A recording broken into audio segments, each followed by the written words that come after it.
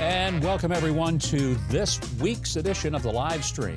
Hello, we're coming to you from the theater in Hendersonville, Tennessee. By the way, this is exactly the very place where we'll be doing our show this weekend, and you do not want to miss it. We'll be talking about that a little later.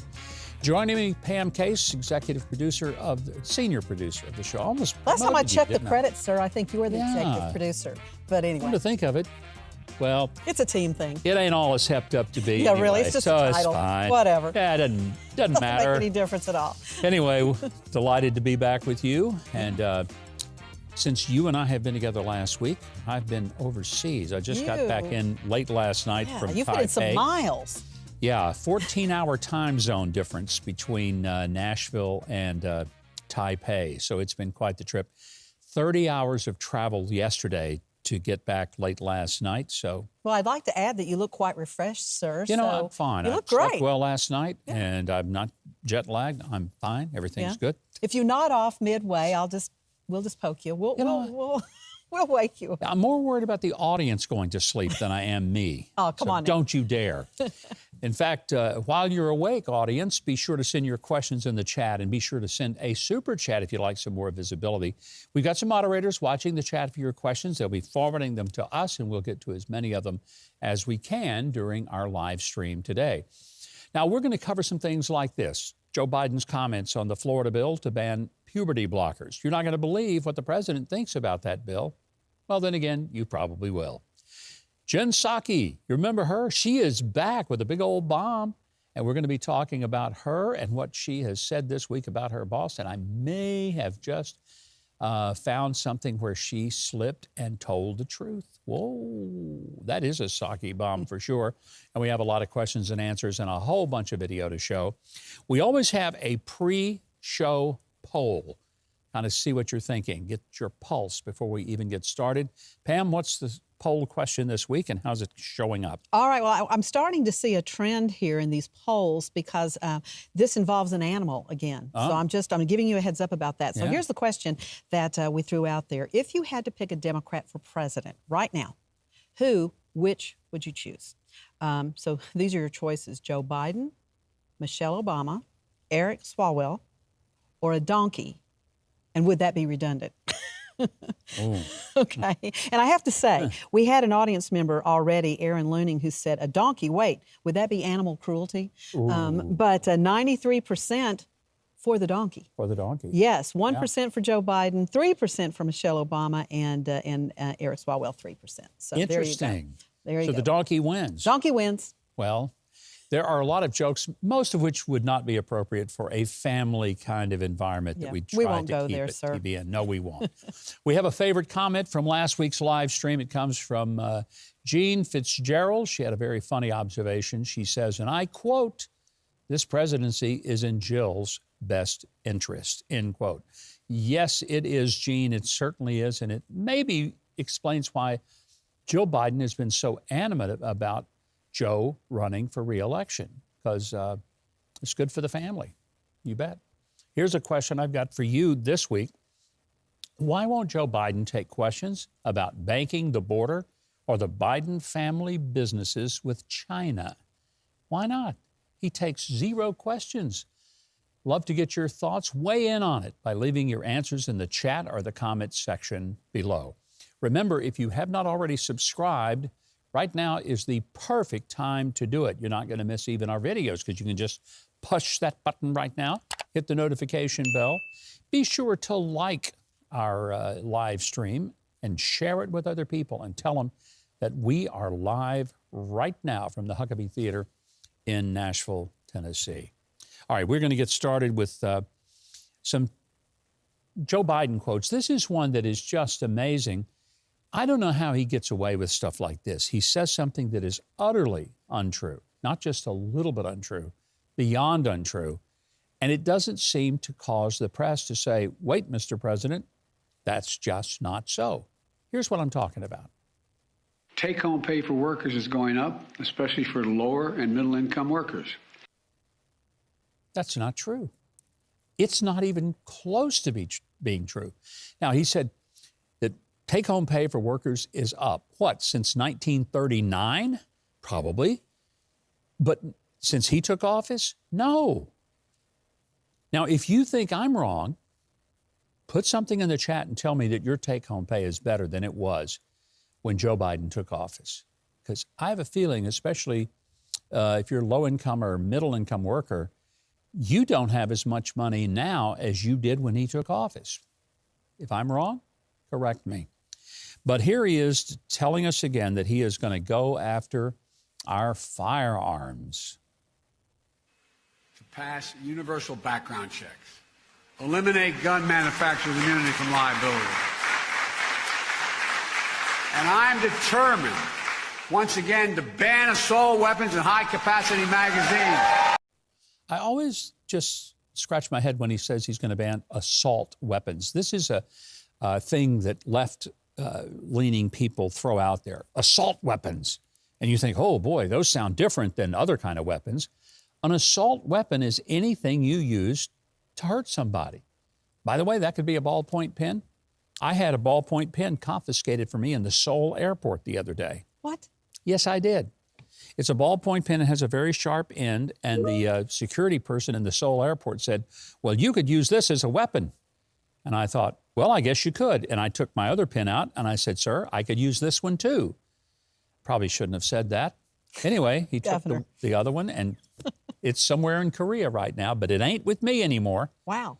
So my point is, and that's right, if you're on an airplane and they bring that cart, and it's got the wine bottles. Yes. Just pick one up, smash it, and you have an assault weapon in your hand. The handle or the tip of the bottle is a great handle, and now you've got something that'll, I'm sorry, I'm not trying to give you ideas on hurting people. If you have IQ above plant life, you understand that what I'm saying is true.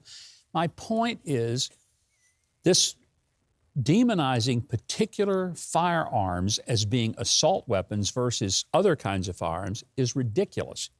All weapons are assault weapons, and quite frankly, there are a lot of things in our daily life that could be an assault weapon in the hands of a person who used it. You know, by this definition, David had an assault weapon with his sling and the 5 smooth stones. Good thing Joe Biden wasn't around. He would have been banning those slings, right? You haven't seen what I can do with my cell phone. You know, that's true. You never know. You can clobber somebody with a fry pan, for that matter. Anyway. All right, here we go. But now here's Joe Biden saying one of the things he wants to do is make it so that you can sue the gun manufacturers. Listen to it, and I have something to opine about after that. Second thing it does is the executive order ramps up our efforts to hold the gun industry accountable. It's the only outfit you can't sue these days. Well, first of all, you can't do this by executive order. It's going to require legislation. He may attempt it. He's going to get sued, and he's going to lose. It's not just a Second Amendment issue. It is a regulatory issue. He does not have the authority just to make it up as he goes. But here's the premise of it. He wants for you to be able to sue a gun manufacturer even if the gun is used according to its purpose. Now, I want to make sure you understand. The purpose of the gun is not to commit a crime. The purpose of the gun could be to defend yourself, defend your home, your family. It could be to put in the hands of a cop to enforce the laws. It could be to hunt. When he says he wants to make it so that you could sue the gun manufacturer, he's saying you can sue the gun manufacturer even if the gun is used for something for which it was not intended, i.e. a crime. Here's the problem with that. Do you get to sue the car manufacturer not for a defect or a fault in the car? You can sue them for that. But if the automobile is involved in an accident at which the driver was at fault, not the car, do you sue the car manufacturer because somebody was not driving it very well? That really is the same thing that he's talking about doing here. And it not only doesn't make sense logically, but legally, it just simply won't stand up. Yeah. What about one of those self-driving cars, though? What about one of those? Well, there you might have an issue. Yeah. Because if the self-driving car drives itself off a cliff, now the car manufacturer could be sued because it was a fault in the car. But you have to show that the object, which is an inanimate object, is at fault. So normally you have to show defect. See what I'm saying? Understood. And this is true for any product. If you misuse the product or don't use it that's why, by the way, when you get a new product and there's 17 pages of things like disclaimers. Don't put your radio that's plugged in the bathtub with you. It's like, why do they tell us that? Because if you do something stupid like that and you sue them, they want to be able to say, hey, we told you not to take a bath with your plugged in radio or your hair dryer. Right. Like, we needed to know that. Anyway. This live stream is one of the few things without a disclaimer. Yeah. Okay. How much we might need to get one. We might need one, though. All right.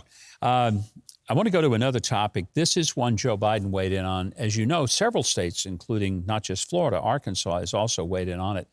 And I'm very glad they are, which is saying that you cannot allow children to get mutilated because they wake up one day and decide, I think I'm in the wrong gender and I want to be a boy, even though I'm a biological girl.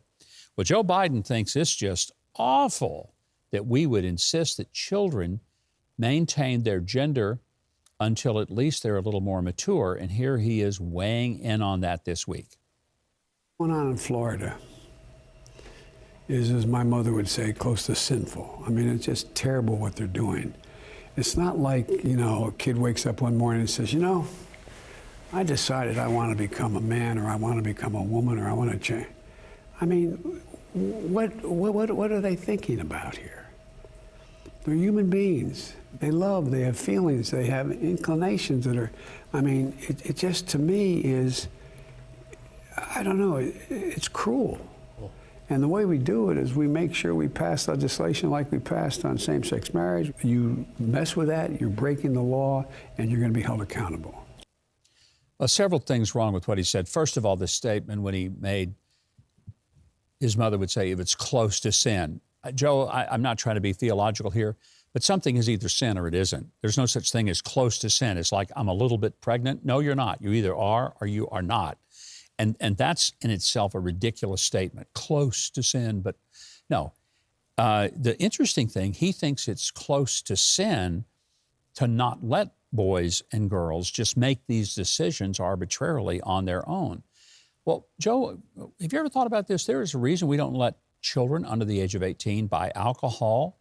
We don't let them enter into contracts. They can't join the military.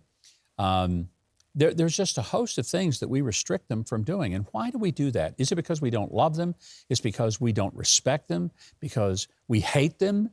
No, it's because we're smart enough to understand that there is a maturity level that has not been reached, and it would be wrong to allow children to make adult-level decisions because they wouldn't have the frame of reference as an adult to make thoughtful decisions, and they would do stupid stuff.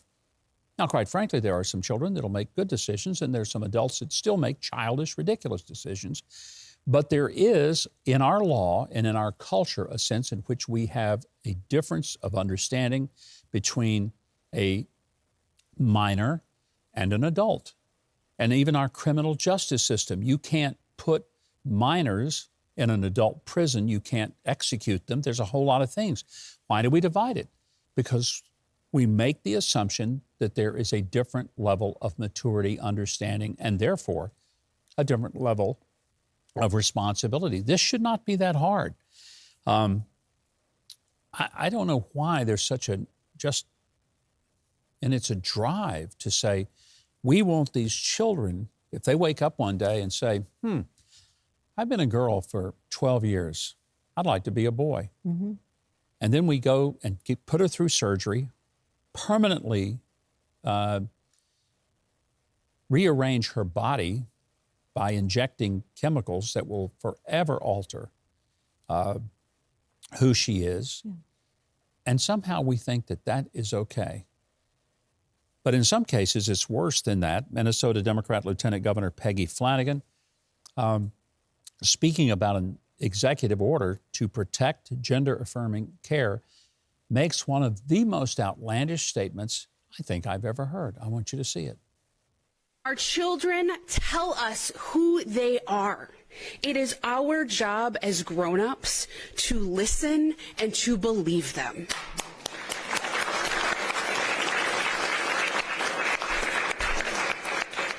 That's what it means to be a good parent. No, that's not what it means to be a good parent, is to let your kids tell you what they want and say, oh, it's our job to listen and believe them. So if your child says, I really think I'd be better if I had cake and ice cream for dinner. I've got to listen to you. I've got to believe you. I've got to obey you.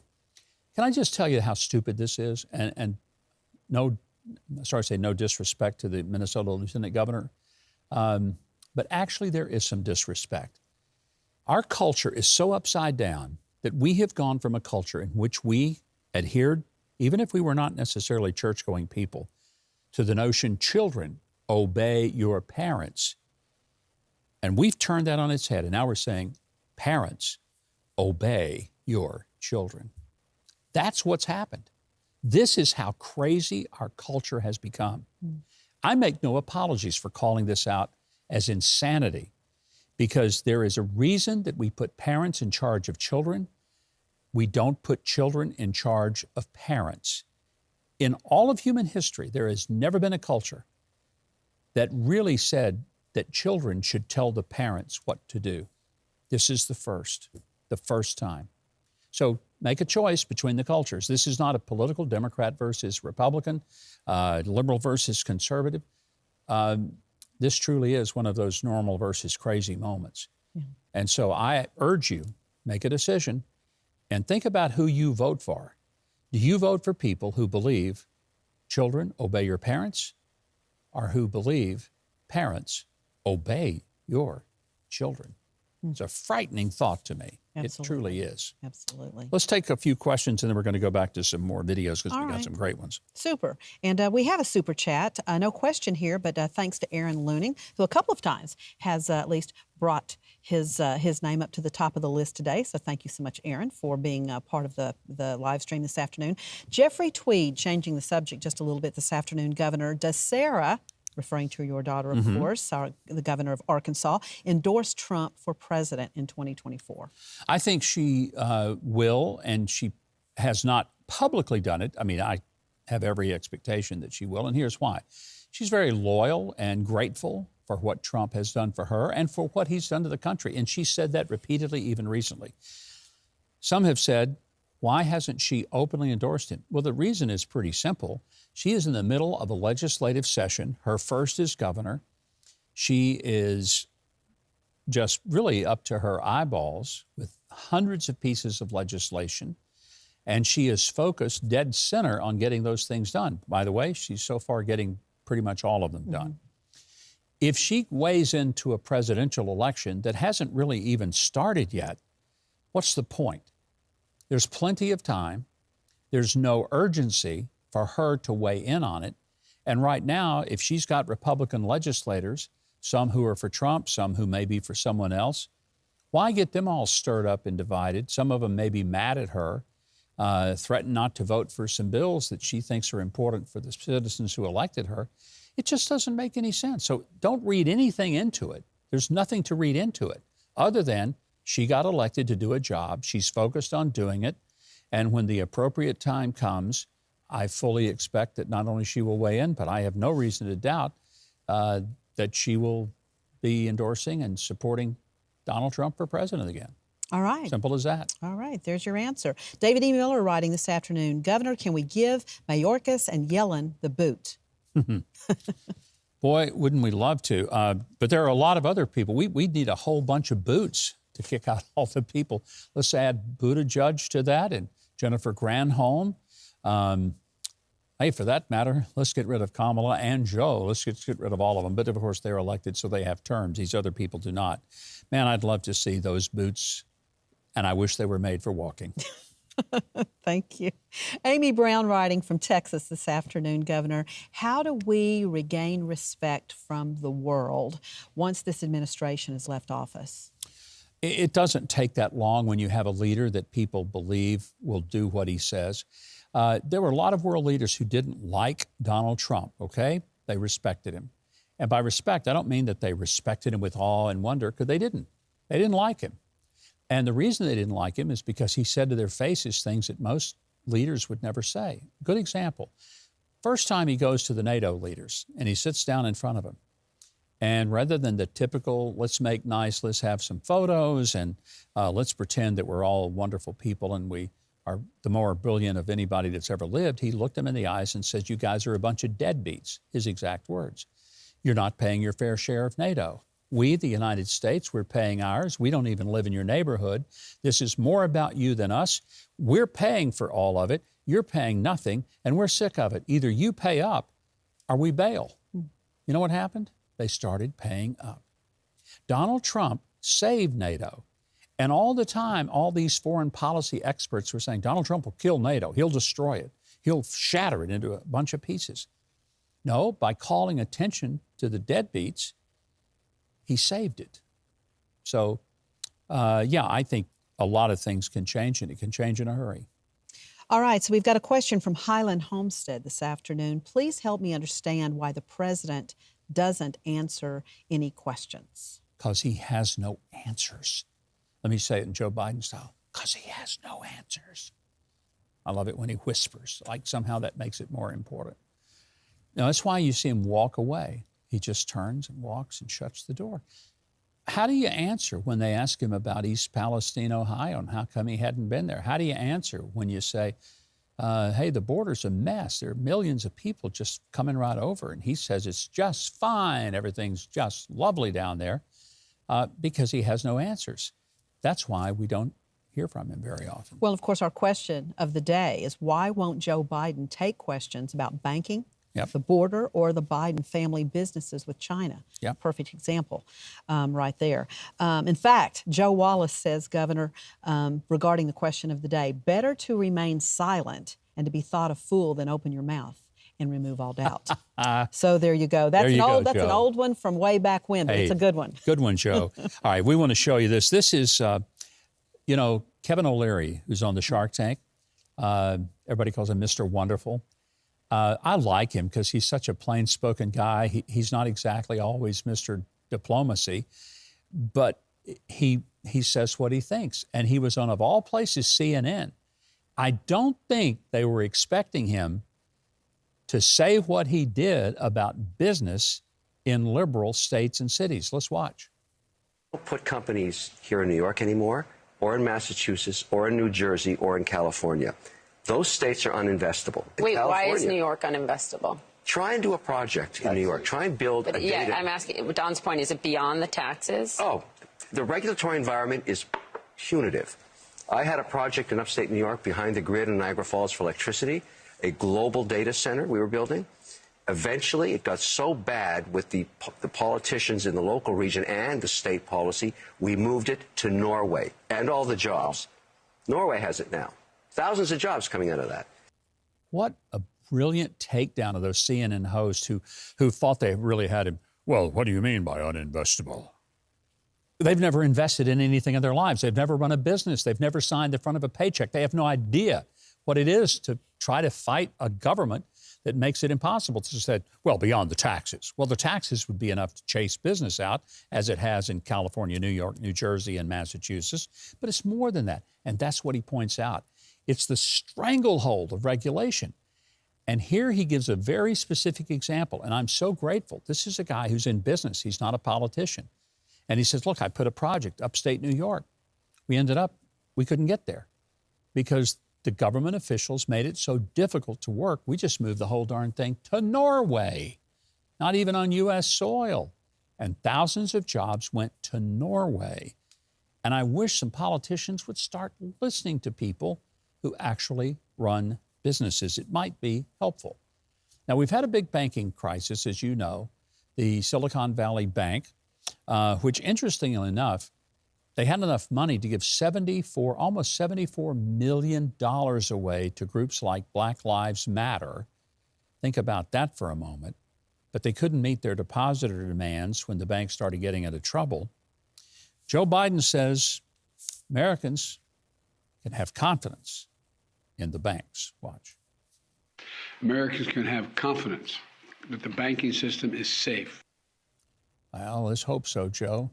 But when the reporters started asking him questions about how can we trust it, why do we know it's safe, what are you doing about Signature Bank in New York and the bank Silicon Valley Bank in California, this is Joe's answer to their questions.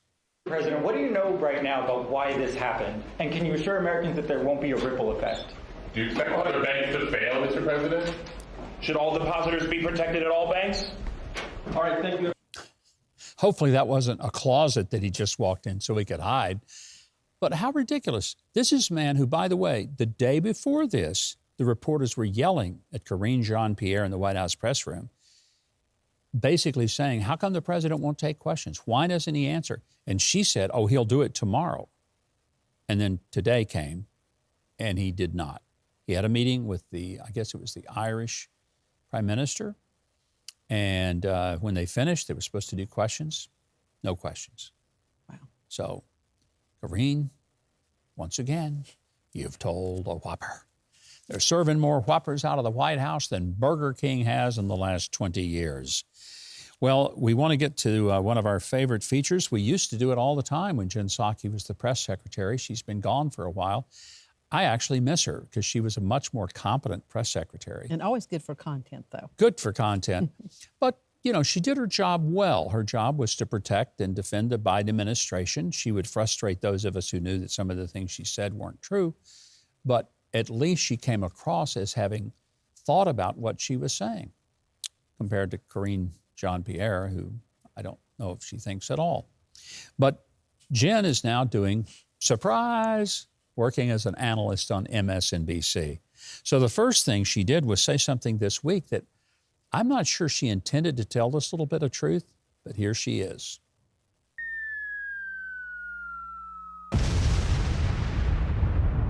Note, President Biden does nothing at 9 a.m. He is a night owl. So the fact that he is doing this at 9 a.m. anyway speaks to how vital the White House recognizes it is for him to have his voice out there, conveying that to the American public.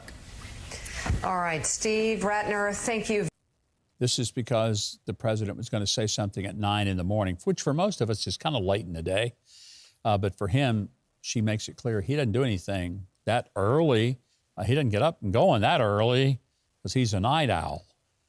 Well, the problem with that is that there have been articles that indicate that his daily routine is anything but that of a night owl. And here's the headline. Joe Biden's White House routine, morning coffee, reading letters, and going to bed early. Now, either Jen didn't know that he's really not a night owl.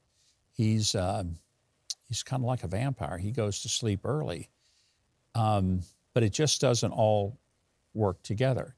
Now, she's good for comedy because she is talking about MSNBC and their wonderful standards of journalism. This is laughable. Watch. So if your boss is an MSNBC, which is sort of sometimes called like a liberal Fox, I don't think that's entirely fair. If you were asked to do any of that stuff, what would you say? I would say no, but I would never be asked that. But I'm asking, it's a hypothetical. Well, I don't do hypotheticals, A. Okay. But B, look, I think this is an important piece to dive into because MSNBC has a very high standard of what is factual. You have to go through a process before you report things on air. Oh, absolutely, because they would never let something like this happen from Rachel Maddow. Watch. Instead of the virus being able to hop from person to person to person, potentially mutating and becoming more virulent and drug resistant along the way, now we know that the vaccines work well enough that the virus stops with every vaccinated person.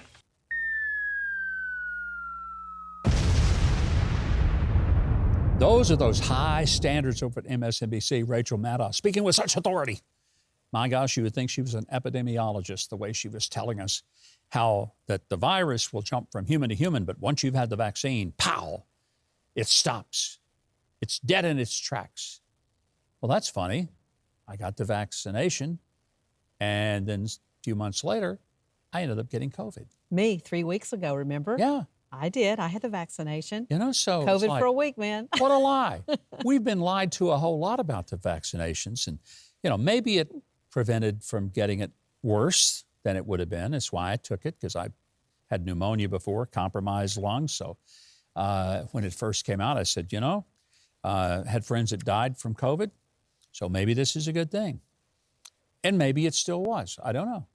But this is a huge lie to say that we know so much about it that if you get the vaccination, you can't get COVID. And so, sorry, MSNBC, but your journalistic standards, well, they're just not that good after all. Not even close. I want to get to this one other clip before we go to some more questions. The border is a big deal. That's why Congressman Mark Green is going to be on our show this weekend on TBN. You do not want to miss it. He held hearings down on the border this week, and Democrats were supposed to join in these congressional hearings, and they were being held at the border. The last minute, all the Democrats, every last one of them, decided not to go. Now, if they really are concerned about the border and the people who are coming across and the humanitarian crisis, don't you think they should show up? So why didn't they? It's because they're scared to death of the truth. The truth will chase them. Well, the truth was there. And first of all, we get some video. This is hundreds, if not thousands of migrants crossing over the border. I mean, if this is not an invasion, I don't know what is. Look, there's no stopping them. These are just masses of people cheering and yelling. Hey, because they've hit pay dirt. They've made it to the United States. And when they do, we're going to feed them, clothe them. We're going to house them. We're going to educate their kids. It's going to be gravy train from here on out. Your tax dollars will pay for it, by the way. Well, Mark Green asking all the Democrats why they weren't there. This is Congressman Green. As I say, he'll be on our show. And this is him at the hearing this week down in South Texas. Now, this was supposed to be a full committee, but as you can see, the Democrats are not here. They decided to not show. Why? Well, they said coming here was just a political stunt. You tell me, taking a hearing to the point of the crisis for a first-hand view, or boycotting a hearing because you know we're going to shine a light on the truth. Which of those is a political stunt? I'd say the political stunt is these empty chairs. Couldn't agree more. Boy, do I have plenty to talk to Congressman Green about. And by the way, if that's not a stunt, listen to Karine Jean-Pierre from the podium of the White House. I'm just amazed that she has the audacity to say this, and even more amazed that the reporters in the room didn't laugh at her like she was Dave Chappelle at a comedy concert. We're going to secure the border and do the work. You've heard from Mayorkas on this. Do the work, Secretary Mayorkas on this. Do the work to continue to do that. Mm-hmm. Yeah, you're going to do it. You've been in office for 2 years, and we're ready for you to do the work, whatever that work is, but you haven't found it yet, and you certainly haven't secured the border. Absolutely. All right, let's get to some questions. All right, Darcy Carlson asking this afternoon, what would it take to dismantle most of the three-letter acronyms of the federal government and hold them accountable? Ooh. Wow. A congressional cessation of their appropriations. In other words, cut off their money. That's what would do it. Absolutely. All right, Katie is asking, shouldn't we really be blaming those surrounding Biden? Does he really know what's going on? Dementia is a terrible disease. I'm not going to diagnose him because I don't know if he's got dementia. I don't. I know that he says things that don't make sense. I know that he seems to have some physical challenges getting upstairs and even moving. He walks like a person does when they are addled. But I'm not a doctor, so I'll not diagnose him with a particular condition. But obviously, the people around him, their job is to protect him. But there comes a point at which they need to protect the American people even more. And I wonder who's looking out after us. If the president is really unaware of a lot of the things that he's doing and saying, and he's apparently unaware of a lot of it, that is of concern. Not for one political party over the other, but really for the stability of the country. Dale Elidakis today is asking a question about your thoughts on the International Criminal Court issuing arrest warrants for Putin and his child services director. I mean, it's a good thing. to recognize what Vladimir Putin has been doing, particularly dealing with children in the Ukraine, is criminal. And so good, glad they're doing it. It's largely symbolic. Nothing's going to come of it. Putin's not going to say, oh, well, I didn't know I shouldn't be doing that. I'll stop that immediately. In fact, I'll just bring myself over and report to the courthouse and let you put shackles on me. So does it change anything? No. But at least it is, give him credit for the symbolic nature of calling it a crime. Right. David White is making a comment about referring to Silicon Valley Bank. These banks make poor decisions and investments, but the government seems to keep bailing them out. Well, and let's make clear, when you say the government is bailing them out, what we're talking about is we're bailing them out. Every person who has made good financial decisions is paying for those who made bad financial decisions. In this case, let's just take Silicon Valley Bank.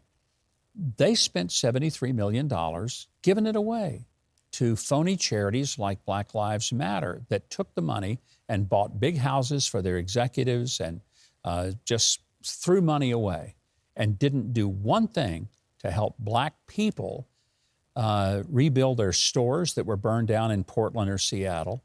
They did nothing. And then they mismanaged the money. There's a whole host of things that you can read about in terms of what they did by loaning out long-term money with high interest rates. The problem with that is then the Fed came and raised interest rates, which meant that the margin now is not enough to cover. So it was the kind of banking decision that any first-year banker knows you don't make. They made a bunch of those. So they got themselves in trouble. It's kind of like maybe you ought to have some people running that bank that know how to run a bank, because these people did not.